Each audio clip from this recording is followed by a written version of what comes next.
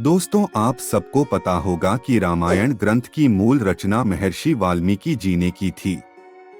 लेकिन क्या आपको पता है कि महर्षि वाल्मीकि बनने से पहले वाल्मीकि जी क्या थे? क्या आपको पता है कि वह लूटपाट करते थे?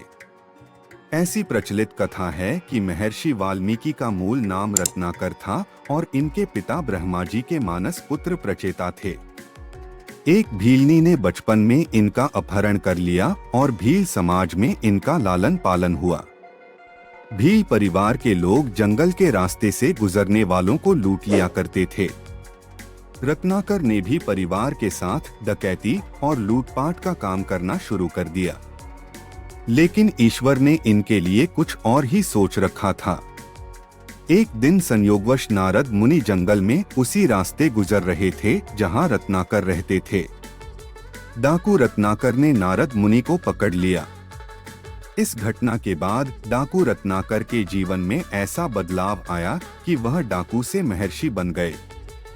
दरअसल जब रत्नाकर ने नारद मुनि को बंदी बनाया तो नारद मुनि ने कहा कि तुम जो यह पाप कर्म करके परिवार का पालन कर रहे हो, क्या उसके भागीदार तुम्हारे परिवार के लोग बनेंगे? जरा उनसे पूछ लो।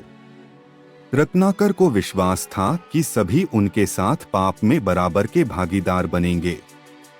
लेकिन जब सभी ने कहा कि नहीं, अपने पाप के भागीदार तो केवल तुम ही बनोगे, तो रत्नाकर का संसार से मोहभंग हो गया और उनके अंदर महर्षि प्रचेता के गुण और रक्त ने जोर मारना शुरू कर दिया। इसके बाद उन्होंने नारद मुनि से मुक्ति का उपाय पूछा। नारद मुनि ने रत्नाकर को राम नाम का मंत्र दिया। जीवन भर मारो काटो कहने वाले रत्नाकर के मुंह से राम नाम निकल ही नहीं रहा था। नारद मुनि ने कहा, तुम मरामरा बोलो, इसी से तुम्हें राम मिल जाएंगे। इस मंत्र को बोलते बोलते रत्नाकर राम में ऐसे रमे की तपस्या में कब लीन हो गए और उनके शरीर पर कब दीमकों ने बांबी बना ली, उन्हें पता ही नहीं चला। इनकी तपस्या से प्रसन्न होकर ब्रह्मा जी ने दर्शन दिए और इनके शरीर पर लगे बांबी को देखा तो रत्नाकर को वाल्मीकि नाम दिया। तभी से रत्नाकर महर्षि वाल्मीकि नाम से प्रसिद्ध हुए। ब्रह्मा जी ने इन्हें रामायण की रचना करने की प्रेरणा दी। लेकिन वाल्मीकि जी को यह पता नहीं था कि वह किस तरह से रामायण की रचना करेंगे। यही सोच ही रहे थे कि एक दिन एक नदी तट पर सुबह पहुंचे तो क्रौच पक्षियों के जोड़ों को प्रणय करते देखा।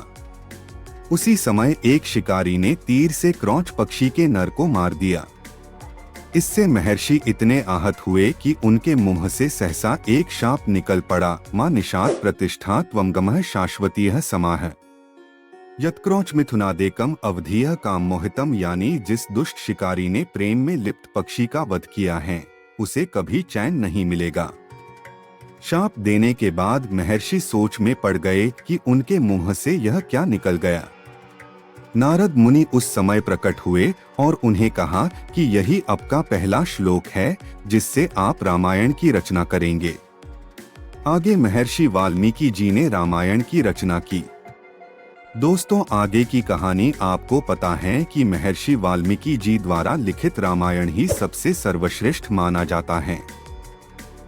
दोस्तों, आपको बता दें कि इन्हीं के आश्रम में देवी सीता ने अपने दोनों पुत्रों लव और कुश को जन्म दिया था। इनका आश्रम आज भी नैनीताल के जिम कॉर्बेट नेशनल पार्क में स्थित है, जिसे सीतावनी के नाम से जाना जाता है।